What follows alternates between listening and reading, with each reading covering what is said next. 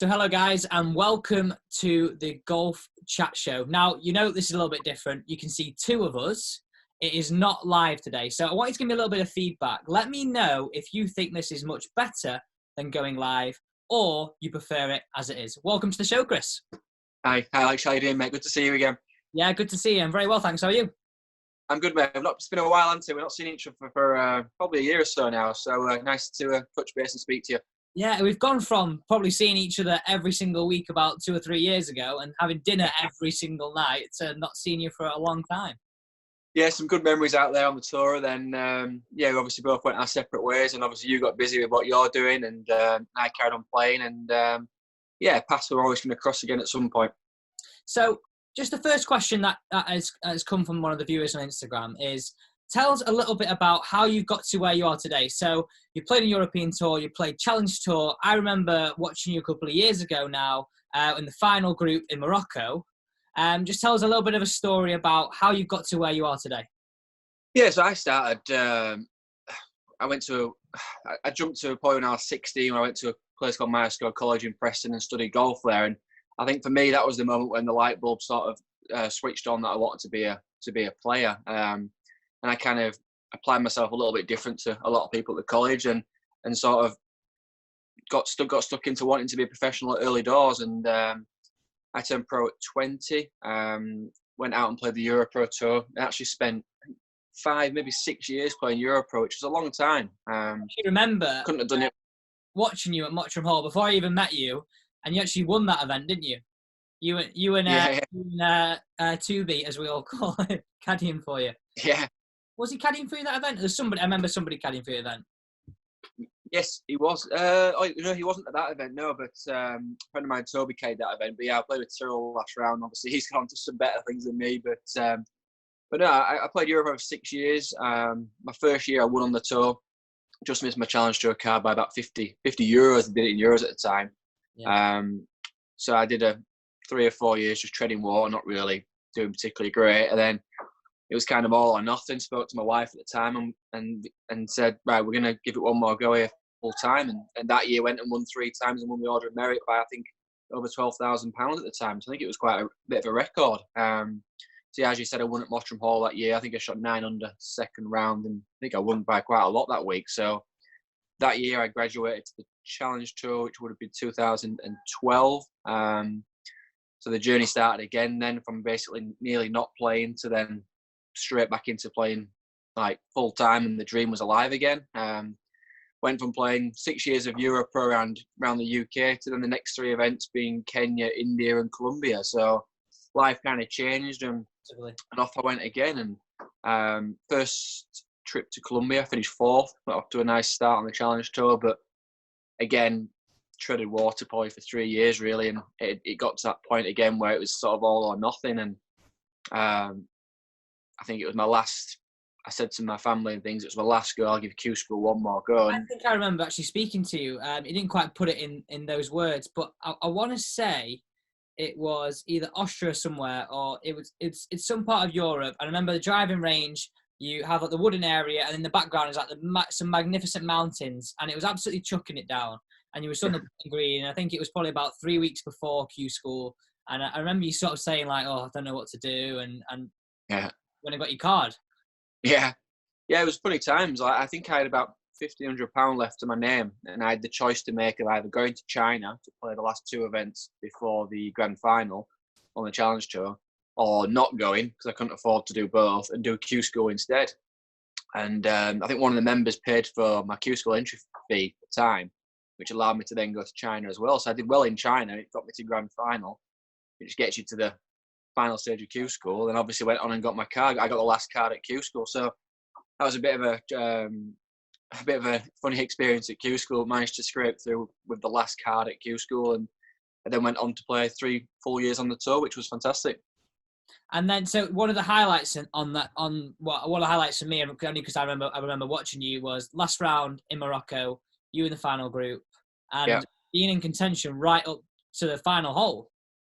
Yeah, I don't get me wrong. I started really well my rookie year. I think it settled me in quite nicely. I think in Morocco I was 54 hole leader overnight. I think I shot course record on that course at the time on the Saturday. Last round, the rain was horrendous. And I hate playing the rain. And I think I was more worried about shooting a bad score in the rain than shooting a bad score in the last round. And I think it probably helped me really. Yeah. Taking my mind off actually the tournament. And I ended up finishing fifth, I think, that week, or maybe fourth that week. I think I shot a couple over, but I didn't do myself any bad light. It was a decent effort, and I played quite nicely. And then backed it up the next year, finishing fifth again, and the prize money got up that year. Ended up picking up my biggest check the following year with another top 5. So some fantastic kind of experiences throughout that. And you actually had the caddy on the bag, didn't you, on that event, the first time you played Morocco with Steve, who was probably one of your first caddies that you had as a pro. Yeah, Steve caddied for me for 10 years through Europro, through some Challenge Tour, and then for pretty much the whole 3 years on the main tour. He's still out there now caddying for Xander, and he's a good friend of mine. And I put a lot of my success down to sort of having a great partnership with Steve. And you obviously know him well as Tubes, and he's a character in his own right. That's a totally different story.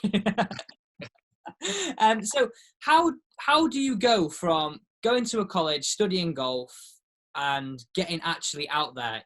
Is it hard work? Is it talent? What is it for you? What do you think it is? I think I would never class myself as a talented golfer. I had an after dinner speaking event a few weeks ago, and I always said to them I was like the last man in the Yorkshire team. I was scratch golf when everyone was +2, +3, and never played for England. Got beat in the first round of the English Amateur twice. That's the highest rank event I probably ever played. And I obviously from college decided that I wanted to do it. Worked hard. So hard work is obviously in there. I had a lot of good support from friends and family and sponsors to keep me playing at times when it was bad. But I think for me, I always prided myself in surrounding myself with a good team. As much as some people don't think it's a team event, for me, it always was a team event. And I had good people around me, always believed in me, always supported me, and always had a shoulder to cry on and someone there for some advice. And I think that stood me in good stead for that whole length of time. I know, I noticed this when you were practicing when I was out there caddying for Tom, and I always saw how you structured your practice was almost like you do some drills, what it looked like from the outside anyway, you do some of your drills, and then maybe working on swing technique, trying to work on something, and then you'd always test that. And the most place I kind of remember you doing that was, I can't remember what putting green it was. It was when you had, I think it was maybe 6 putts starting from maybe a 6 feet to 12 feet, and it was a test that you do all the time. Do you think that had a lot down to your success because you're putting yourself under pressure, you're practicing, almost emulating what it's like out there? Yeah, I was always pushed hard by my coach at the time to make it hard in practice, and we did a lot of, we called them completion games, so we didn't actually leave the range until it was done, unless I was having a really bad day and we had to eventually get kicked off the range sort of thing. But I was never one for standing there bashing balls and doing a load of technique, but in terms of doing a lot of performance things, I was very much into that. And again, everything was recorded. Everything had a score I could then always try and beat, or I knew I had to reach a certain score before I could finish. And yeah, there was always a lot of structure there. And I think a lot of people, okay, it's not the right thing for everybody, but I think a lot of people could do with a bit more of that direction in the practice, and a lot just get bogged down the route. I've just got to swing it better. I've just got to hit it better and stand there all day just hitting balls. So yeah, I was always very structured. Putting completion tests, even like a short game, obviously you're a bit limited sometimes with short game with the facility, or there'll be 1,000 balls on the green at one point. So we'd stand in one place and we'd say 3 targets, and we'd set a target of maybe 10 feet. So I'd have to get 3 balls within 10 feet of the 3 flags. It might be one at 7 feet, one at 2 feet, one at 1 feet. The total had to be 10. And I'd do that from that station, then move on. And you had to be practical, and you had to be able to adapt to the scenario every week and the different facilities you had. So next question is kind of like leads on to nicely. What do you think, and what advice would you have to somebody in your position? They're say, for example, that they don't feel like they're the leading amateur, and there's always a lot of pressure, I think. And I found this when I was playing, never at a very, very high level as an amateur, but I always felt a lot of pressure on my handicap, a lot of pressure on, a lot of people are better than me. Would you just say, obviously, a lot of things with golf is it's very much money dependent, isn't it? Because events are expensive. It's hard to carry on for a certain amount of time. But what would be your one piece of advice to an 18-year-old golfer, say, just going to college, that's off scratch? Yeah, obviously, it's frustrating, isn't it? Because it's easy to say, "Oh, don't worry about your handicap," but to an extent, your handicap gets you into the events or your world ranking. So it's like catch-22. It's really frustrating. But I always say I always go back to my high school, college, and do lectures with the students about how the stuff we're talking about, how my career progressed, and I always say, like, treat it as a professional job before you're professional. You know what I mean? Like, it's a job. It's people have said to me, how much do you practice? And back in the day, I'd say, well, my wife goes to work 9 or 5. I go to work 9 or 5, and I'll structure those 8 hours. It'll be an hour for the gym. It'll be half an hour then commuting to the golf club, and it'll be half an hour short game. Then it'll be a 10-minute break, and I used to structure it in a diary exactly like anyone else would. They'd have a meeting, they'd have a conference call, then they'd have the lunch, and then they'd have their commute. And I just tried to make it as a professional as it could be before I was a professional. So that would one of the key things for me would be treat it as a job from day one or before day one. And again, surround yourself with a team of people who you trust, and a team of people who want you to do well. The person, not they don't want to do well to financially benefit from you. I mean, they actually, as a person, want you to do well, and then they'll get the rewards financially down the line. But to actually, that coach really invests his time in you because he wants you to do well as a person, as a player. Yeah, I'm sure most people probably have that. They can maybe be a coach or not. That's probably going to support them and want them to do as well as possible. So next question. Have a career, yeah. Yeah. Next question, Chris. This is one that I've asked most people, and sort of leads me on to a topic that we're going to speak about in a second, about a tour that you've created. What do you think of this potential Premier League golf tour? It's a big thing for me. I've not written it off, but it's a big thing that Brooks Koepka, Rory McIlroy come out and said, not for me, guys. And that's a massive statement because these guys are going to play for a lot of money. What happens if 48 others inside the top 50 in the world go and play? These two just going to be playing normal events on their own? I can't see that happening. Well, they're not, are they? They're going to play, aren't they? Yeah. So as much as you say, I think, was it Rory or Brooks said, 100 million wouldn't change my life. Fair enough, it won't change his life. But the world ranking points will change his life, because they play for the world ranking points. They play for the trophies, they play for the world ranking points. So if they don't play in these events, they're going to lose world ranking points. They're not going to play the big events. I don't know. They are going to play, aren't they? Whether it's going to happen or not, I don't know. I think I would possibly think something at some point is going to happen. I don't change though. I think golf has to change. I think it has to be brought to like the version of the 2020 cricket, like, because you have the IPL, don't you, in cricket, and that's a massive spectacle, and that's almost, in my opinion, sort of saved cricket, because I think people go and watch that sort of cricket who aren't necessarily cricket fans. I think if they could create another level of golf, so there was a top league, it would create more playing opportunities down the ladder. Because if, say, only 50 people or the top 100 always play this top league, then there's going to be more space on the European Tour, more space on the PGA Tour. So then there's going to be more space on the Challenge Tour, and have a knock-on effect of, as long as those top players can't drop down a level, and they're probably happy only playing 15 events a year. Look at Adam Scott, he only plays 10 times a year or something. Yeah. So you would think at some point it has to go there. Like, people always say, Europeans always just go to America and it's better, but it's not particularly better, is it? It's just they play for 7 million every week. Like, that's why I see it as better. So it's the price. Yeah. All it is. Yeah, and people say it's tougher. I'm not saying it's tougher, but the money's there, so the players go there, so the world ranking points are there. So if the money was in Europe and in England, then people would play. The top players in the world wouldn't have to travel there because they'd play, and the world ranking points would stay this side of the pond as well. And it would be, I don't know. It's a tough one, isn't it? It's a tough one. Okay, so we'll leave that one there. I want to know a little bit about your tour. I noticed you got the mug there. Go and show us it here. So 2020 tour, give us a little bit about it. What I've read is a fantastic opportunity for girls and guys to perform at a very high level, and as a great stepping stone to help promote. Is it because amateurs and professionals can play, can't they? Yeah, amateurs up to 4. Yeah, it's more of an experience for them, I guess. It's not more about them winning things. It's more about playing at a professional level, I guess. Yeah, me and a good friend of mine, Adam Walker, who caddied for me quite a lot, he's a former professional himself, and between us both, we played every mini tour going. We just thought it was the right time to do it. You know, there's obviously other mini tours around the country. We felt in the part of the north, sort of east north, where we are, there was potential. There's a lot of golfers who want to play. For female golfers, there's nothing for them to play really.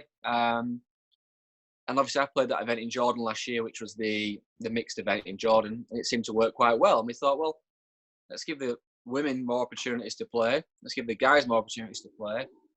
The more players in the pot, the more prize money for the players.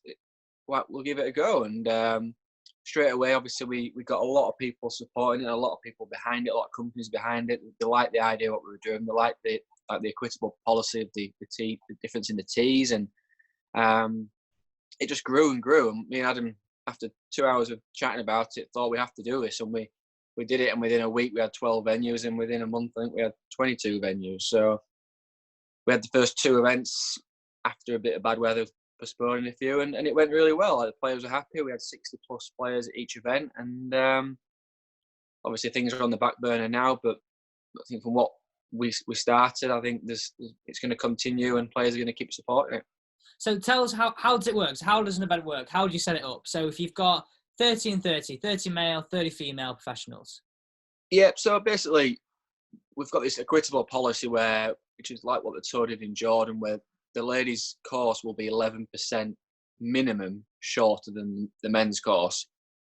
So that's not like 11% every hole. It's 11% over the total yardage. So some holes there might not be a difference. Some holes there might be 100 yards difference. And what we found from our research, and from we played a good few amount of times with some of the lady members from the tour, that to make it as fair as possible, I don't think guys really appreciate the difference until they actually play with lady golfers. The par fives, it's just the most unfair part of golf for them. And we've said if a guy can reach the hole in 2 on average, the lady should be able to reach the hole in 2. So that's the biggest difference for us, is the par 5. So we played a few venues already where it's been more than 11%. But then there's sometimes where it's impossible because the way the course is set up, the tee boxes don't allow us to do that, yeah. Yeah, the first at Huddersfield Golf Club, there's 1 tee, and it's a 470-yard hole. So we managed to squeeze 20-yard difference, and the ladies played it as a really tough par 4, and the guys played it as a relatively easy par 4, so it wasn't fair. But then at Crosland Heath, they played the first hole, 100 yards difference, both as a par 5. So there's just, they all appreciate that there's going to be pros and cons, but they all appreciate that we're really trying to make it as fair as possible, and it's giving them chances to play. So far, we did a survey last week, and I think only 3 people, we asked the question, is our equitable policy fair? Are you happy? 3 people said, I'm on the fence, I'm not sure. Nobody said no, and everyone else said yes. So that's sort of a no-brainer then, it is really, isn't it? Where do you see it going then? Where do you want to take it? We're talking like MVP, ideal scenario. Where do you want to take it? Yeah, do you know what? We to and fro with the idea all the time. Like, do we want to be like a Euro Pro of an equitable policy? Do we see us going that big, or do we just see it as a one-day market? And so, yeah, I think what's so good about for us it being a one-day event is it's accessible for everyone. Guys can play, teaching pros can play. It's 1 day off work. Euro Pro guys, if Euro Pro was still going ahead, could play, then go to Euro Pro. Challenge Tour guys could play, then go to Challenge Tour. 1 day off work, it's only 1 day of travel, expenses are relative. So there is a big market for just 1 day events, we felt. Not sure. It might grow. We don't know yet. We've had a lot of requests, maybe 20 golf courses asking if we can host an event, with us and things. And we'll see. We'll see how it goes. We'll see. Because if you think about the way Sky Sports, I'm not talking just golf, I'm talking the way Sky Sports is actually presenting sport now, there's a lot of attention on female sport and male sport, as there always has been on male sport, but even more so now, female sport. So for me, I see it as there's a great market for that to be part of a TV kind of coverage like Europro in the end, because I think people are more aware of equality, everything around that, and how that all is. And I think there's a great market for that. Yeah, I think so. I think obviously like the tour had planned to do the Sorenstam and Stenson event this year. There've been a few of the smaller events, obviously in Jordan and things, but yeah, I think slowly golf is going towards that way. I don't think it will ever go fully that way, but I think there is going to be more and more events that are mixed events, and I think I don't see why not. Why is there not a bigger market for it? There is. People want to see men's golf, ladies golf. You look at the event in Morocco with the male event on one course and the female at the other course, the one in Australia where they alternate tee slots and things like that. It's going that way, and I think you're right. I think it could be a televised thing. Like we've started to stream. Our first event was live streamed on Facebook. So that and all the highlights package were put together, and we had like 18,000 views on it, which the first event was fantastic. The plan is for like 90% of the events to be streamed. So, people were asking for it after. Like, when's the next live one? We want to see some golf. We want to see it. And yeah, I think it's exciting. There's, like I said, there's definitely space for it. So far, the feedback's been great, and we just want to keep adding as much value to the players as we can. With the streaming, with the photography, and with all the benefits. And that's the dream. As a player and a past mini tour player myself, you think about playing these events and you think, what do you actually get for it? And if you don't play particularly really well, then you get nothing for it. Yeah. So if you feel you can pay your entry fee and you're getting some value from it as well, you're going to keep coming back. We've got free physio for the members at events, and I mean, it's just there's a real event. It's just great things. Like, it feels like it's a tour event, but it's a mini tour. So that's it. That's the aim. So if people want to find out the schedule, if, say, for example, most people who watch this show are club golfers, are they welcome to come down and watch, and how would they find out? Yeah, absolutely. Yeah, we probably had 50 people down at Cross and Heath for the first event, which was great. They had people around it. There were people wandering around. We had some good players playing, so they drew some crowds. But yeah, just head to 2020protour.co.uk and all the information's on there, leaderboards, diary, everything. So yeah, and if you know anyone who wants to play amateur-wise, then send them our way, because we had we've got 200 registered on the website, and I reckon there's 40 amateurs registered on there. And they just showed a real want to play. I know the virus has obviously cancelled a lot of things and turned some attention to what we're doing, but they want to test themselves against pros, and it's been fascinating, and there've been some good scores. They're good, these young kids. So, guys, I will leave a link down below to the brand new tour. So head over there, check it out. And also, I'm sure Chris's Twitter will have all the latest information on as well. So next question. This is one that I really wanted to ask you, really. How much do you think a caddy for a European Tour player, how much do you think they help a player?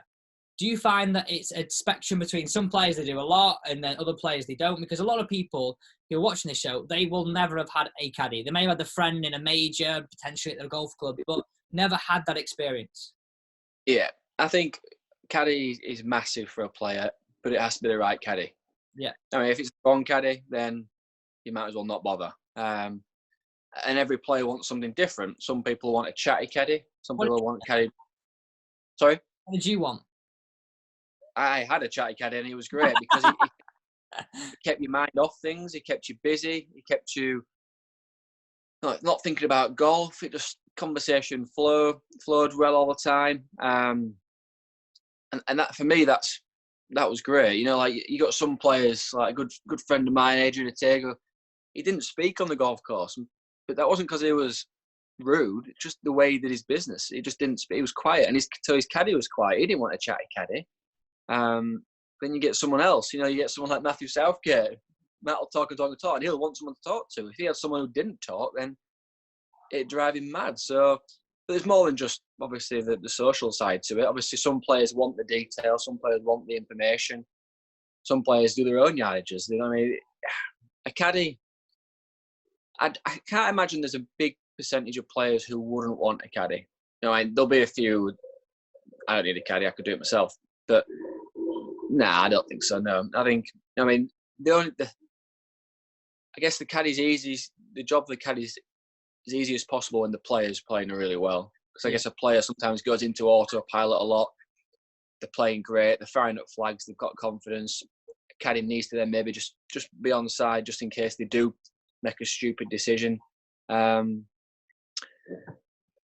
people always say, don't they, like, if a top player in the world was playing well, then their grandma could caddy for him. Yeah. Top player in the world, yeah, probably could. Top player. You'd like to think Tiger could get himself around a golf course without a caddy, but I think there'd be times when he'd still be lost without a caddy. So, yeah, very, very important, and they're never going to go away. So, no, yeah. Okay, so last 2 or 3 questions. Yep. What are you doing with your time at the moment? Are you practicing? Are you preparing for events? Or what is it? I've noticed you shaved your hair, so that's the first thing that you've done. Yeah, the Corona cut, yeah. And so what are you doing with your time? Are you doing any practice at the moment in the garden or anything like that? I had quite a bit of time off after Q school last year. I played Challenge Tour last year, which was a very average year for me. Very poor year, really, I guess. Had a bit of time off for it. Obviously, the 2020 tour started, so that took a lot of time up organising that. A month ago, really got back into some practice. Not loads, but playing and practicing. I had a few events lined up. Played the Sunnydale Foursomes and got a few events entered just to try and get the buzz going again. And all of a sudden, lockdown, aren't we? So I wouldn't say I've practiced a lot. I was looking forward to starting to play some tournaments again. And obviously, my Challenge Tour category would, I'd imagine, get me maybe 10, 12, maybe 15 events or something through the year, which potentially was going to start in May. So I still had time on my side to decide what I was going to do.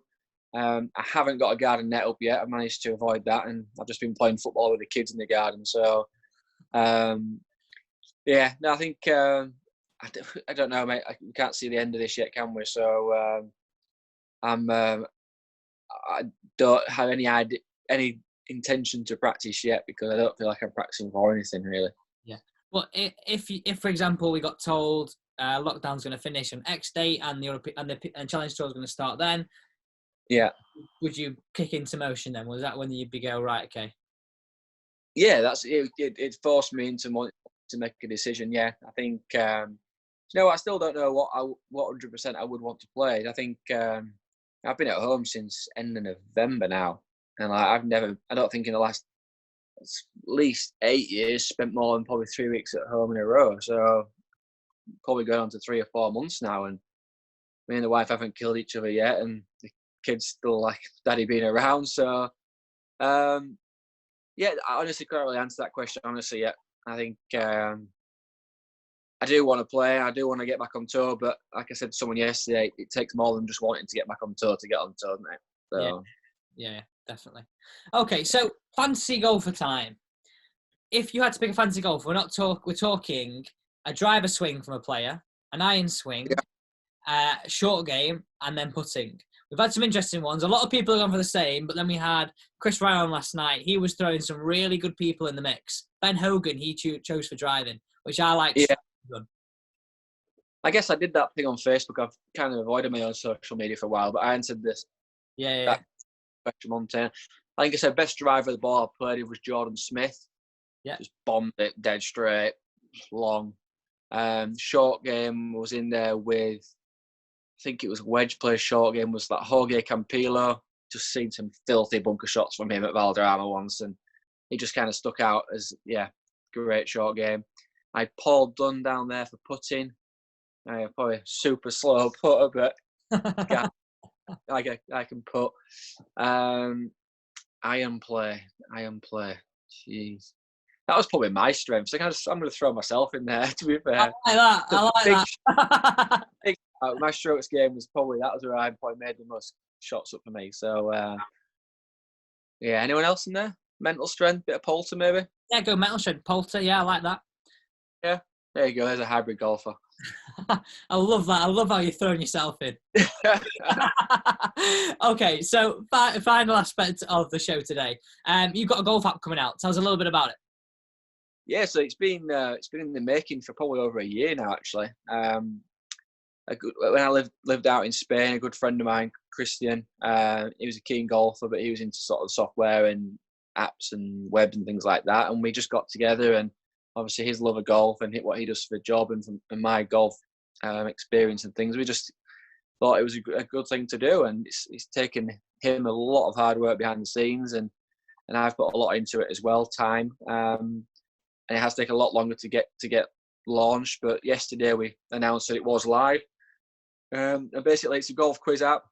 It's got thousands of questions what I've put together on there for all topics, players, tournaments, history, rules, but like different questions, things like just standard pub quiz stuff, like behind the scenes questions and interesting things.